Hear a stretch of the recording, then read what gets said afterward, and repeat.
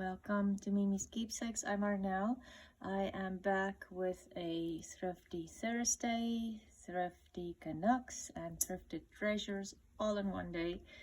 I have a couple of things here that I wanted to share with you. First of all, I want to share with you my collection of these little tomato and strawberry pin cushions. I found another one today, and my goal is to fill up this entire bowl with these little red pin cushions. So I have a way to go.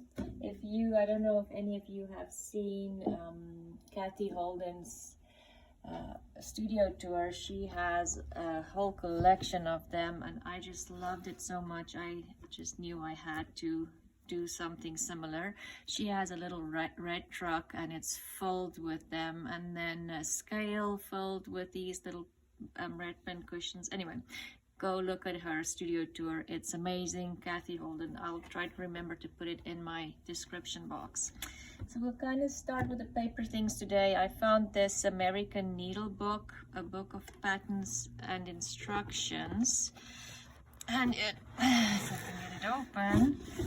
So it has a lot of these kind of bigger pieces of paper with patterns on them, and I am planning to cut these into pages for my journal. So the entire thing is here, every pattern, and they're brand new. Nobody ever opened them, so I'm thinking these would be great for journaling page or just interesting pages in your journals, as well as maybe some envelopes, handmade envelopes.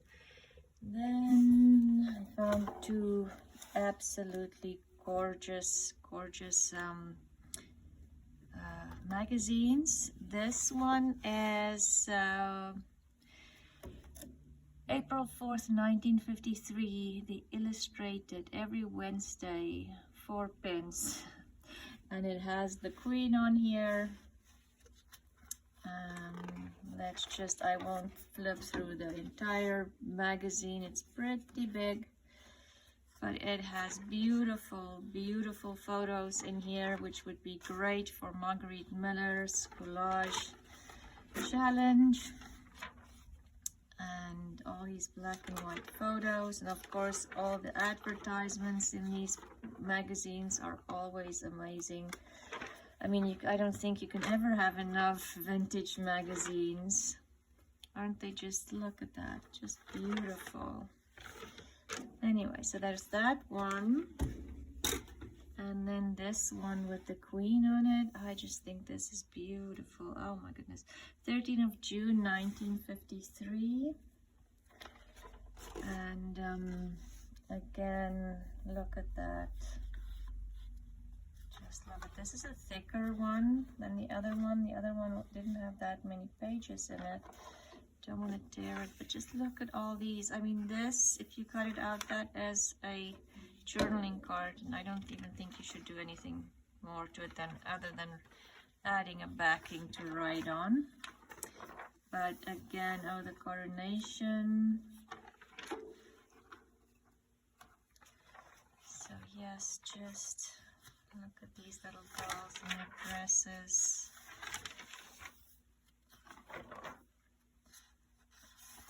Okay, this is an absolute beauty. I'm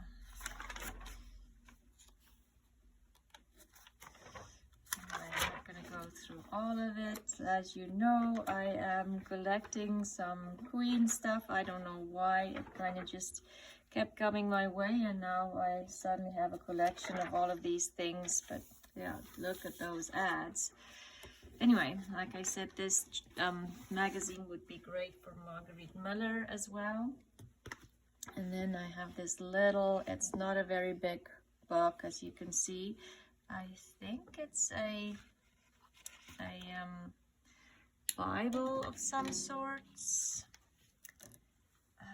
November 6th of March 1900. I can't read the handwriting, but it's coming apart. And yes, it is like maybe a prayer journal. Mass. Yeah, I'm not, but it's just beautiful. I mean, 1900. Look at this beautiful text. Like I say, it is coming apart. And I just love this leather cover, isn't it just? It's all worn. Treasury of the Sacred Heart, it says. Yeah, beautiful leather book. And then this little one is also not a very big book. Let's see what the date is on this one. The Queen of the Air. There's no date in here, but it definitely is old. I'm not, I would say 1800s, but I have to look it up on the internet, but it's just, oh my goodness, the paper has those slight lines on there, and that's why I'm thinking maybe 1800s, but as I say, I'm no specialist or know a lot of this stuff that I can say that I know for sure, but I think that's just the idea. But like I say, gorgeous papers. Then this one, oh, I just love this cover, isn't it? Oh, McGuffey's Fourth Eclectic Reader. I love this. There's no year in here.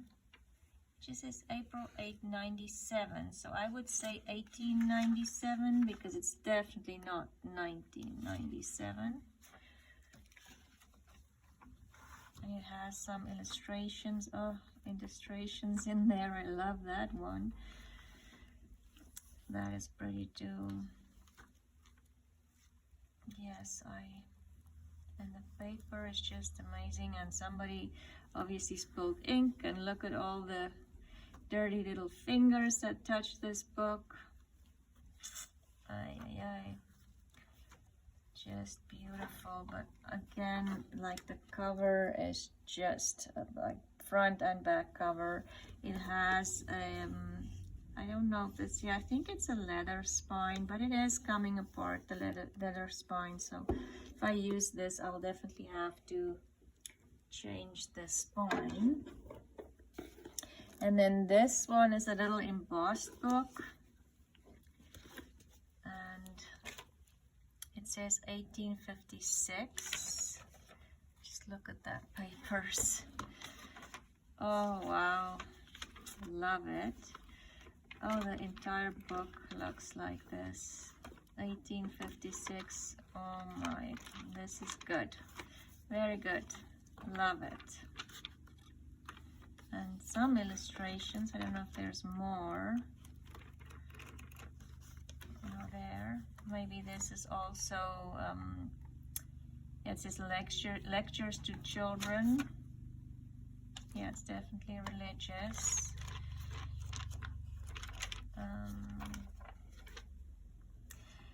Lectures to the Capacity of Children by Reverend Alec Fletcher, Volume 2.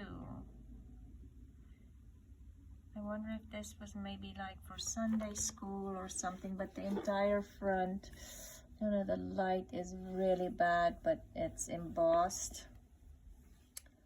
Just beautiful. And then this big book. Look at this spine. I love it. It is so pretty. This might have to become a journal, a personal journal for me, because the spine is just perfect. Nice, and a nice big spine. And just look at the end papers and the front. Everything about this is just gorgeous. And it must have been Lloyd's International Public, maybe an encyclopedia series or something. Let's see what's inside.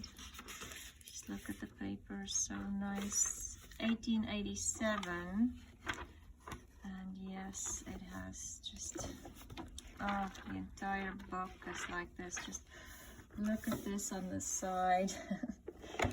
But yeah, no illustrations, just the writing. And I did pay a little bit more for these books because they're older, but yeah, I think it was worth it. And then I got this little Mother Goose book, and it is just, I love Mother Goose. I don't know why, I just can't say no to Mother Goose. But there's no date in here, but just look at the illustrations. Just, I love it. It's bright and cheerful, and the three little kittens. Just, I love it. And the cover is just the house that Jack built. Yes, beautiful illustrations. Whoops, sorry. And then the Nelson Budget for Girls. I love these books, and I mean, it has a purple cover, or funny blue purple cover, lilac color, which is hard to come by. And just look at that. So these books, I have a collection of them too in my craft room, which is now all packed up, but there's illustrations in here. It's not great paper, however, well, I suppose it is great paper. It's almost like cardstock. It's that thick. Wow. Yeah, it is like cardstock thickness, I would say. But usually there's 2 or 3 colored illustrations in the books. This one doesn't seem to have any other colored, but even the line drawings, I think, is just beautiful. I don't know what year this is. I don't think there was a year in the front. No, it doesn't say. No year. I just love the cover. And that will I'll just add that with my other books. And then the last one is book-wise is this one. It says John James Audubon. So this is those Audubon books, and it says 1944. I do have one of these Audubon books, but it's not as old as this one. But just look at these papers. Lots and lots of empty papers at the front, yay. And so this one says 1944. Yes, 1944. But I want to show you the illustrations. So if you know the Audubon, you know how pretty these are. I'm not sure what I'm gonna do with this book. If I am I don't know. I might just keep it. It is so pretty. How do you cut this up? I could always cut up the newer one. The newer one that I have is more glossy papers, or semi-gloss, so maybe, but it's also in my, somewhere in a box, somewhere floating in the universe. Anyway, but the entire book is just bird illustrations. Yes, they are bigger, but of course you could cut out smaller pieces. You don't have to cut out like this one. You can divide in 2, and there you can have like 4 birds, and same here. Or you can just do the leaf here. Like the bigger images for sure is difficult, but you can cut that part out, that, and that, and then you have 1, 2, 3, 4, 5 images. So don't, because it's big, try to think beyond that. And these bigger images are perfect for like making paper bags, envelopes. I'm putting these in frames. I mean, they're so pretty. can't see why not. And this one just has such a nice patina to it. So yeah, the entire book, I can keep flipping through this book and show you all the birds do get bigger than the ones in the front. You know, the Audubon illustrations, but still just gorgeous. And the bigger images are good for covers as well, or like I say, like these are so pretty. If you have a wall with like the same frame and just put them in frames, wouldn't that just be gorgeous? I love this book, and it was I paid $5 for this book, so it was a no-brainer. I think I paid more for the newer book at the thrift store than this one. Let's move on to a couple of non-paper things. I found this glass jar with some wooden blocks in it, and as you can see, I haven't taken all of them out yet, but these are really old, well-loved blocks. I found some old wooden blocks about a year ago, and ever since then I keep finding them and I can't resist them. So maybe I'll need another huge glass bowl to put all my wooden blocks in, but aren't they just beautiful? And as you can see, these were well loved. They are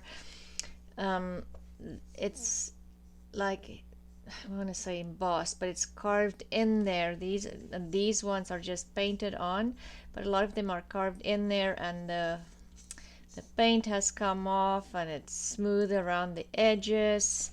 Definitely well loved blocks, love them.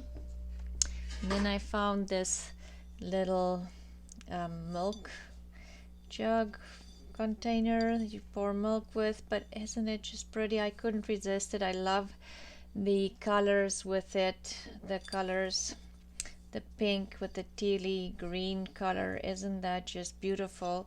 I think there was a little chip. Yes, there's a little chip, but I paid like $2 for this, so it was definitely worth it. Sorry now for the shadows, but it's getting late and I have to finish this. And then an old vintage tin. There's no barcode, so it's definitely old. It's not hinged, but it's nicely rusted on the inside. Love that. These I would probably use. My collection is growing too big tin wise, so I will probably use this to put kits in my shop. And then if you have watched my channel before, you know I love silver, and look at this beautiful silver on a little pedestal. Even my wooden blocks in here, I think would be just, the contrast would be gorgeous as a display somewhere in my house or in my craft room. But yes, just look at that, I love it. Anyway, that's that. And then let's go. I found a couple of vintage tablecloths.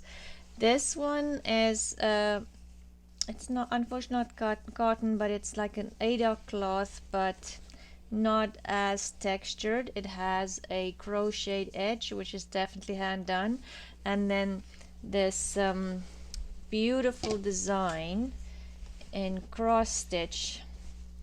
I just think it's gorgeous. And so it's a fairly big, with all these little rose buds, it's fairly big. I would say about a little bit more than a meter big, and it has this on all four corners, and then in between the corners it has this design. So a lot that I can cut up. Wonder if there's something in the middle. Yes, in the middle, let me just open this.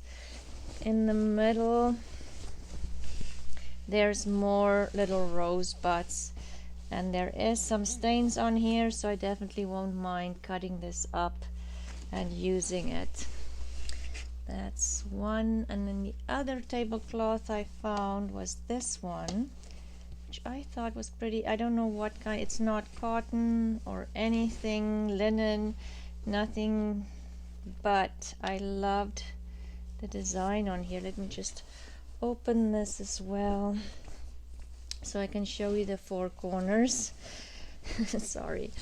So this one, what does it say? New Zealand. But look at this in the center of it's just a square little tablecloth, but in the center it has this circle, and it's almost like little sparrows there, so a lot to fussy cut on this one. And then it has a bigger circle around with different birds from New Zealand and flowers. And then on the edges again a bigger bird. This one, I know it's upside down for you guys at the moment. Let me see if I can flip it over. This one would be perfect on a book cover. And then it also has a lot of flowers all the way around. So this is a good piece that I can cut up, and it has stains in the middle. There, I already washed it and tried to get rid of it, so I won't even feel sorry that I'm going to cut this up. But just look at that, isn't it pretty? All the different images on this, and there's no repeats on that tablecloth. And then this one is just a beautiful linen tablecloth. Oops, I dropped it, sorry. Just trying to open it again. This one is linen, and I just love the red and greens together. So this repeats throughout this pattern here, and it's just printed on top, but I love it. Wouldn't this be just beautiful on a journal cover? Because it's big enough. I think this, if you fold it open for a tall together for a tall skinny journal. And then it just has the same thing in a square in the center as well. So there's a lot of repeats on this tablecloth, and again a nice thicker kind of fabric. And then this one, look at this. I found this beautiful quilt. It's not a hand done, it's machine stitched quilt, but it has beautifully worn and faded fabrics. And who doesn't love a quilt? Just look at this. Isn't it just absolutely pretty? Let me see if I can open it a little bit more. I don't think I'm gonna cut this one up. I love the colors. I love that it's worn. It will go on my bed, I think, even now for spring. And so this one I will keep as and use in my house. This one won't be cut up. I just love the fact that none of this even goes together, but somehow it does, because it's all faded and loved and worn. I've washed it already. There's actually no stains on here, but as you can see, there's a lot of different beautiful colors in here. And as I say, this will definitely go on my bed, and I think for spring this is perfect. Anyway, thank you for watching today. I really appreciate your support, and please like and subscribe to my channel if you haven't already. And I hope you have a lovely, lovely day, and I will see you again soon. Bye.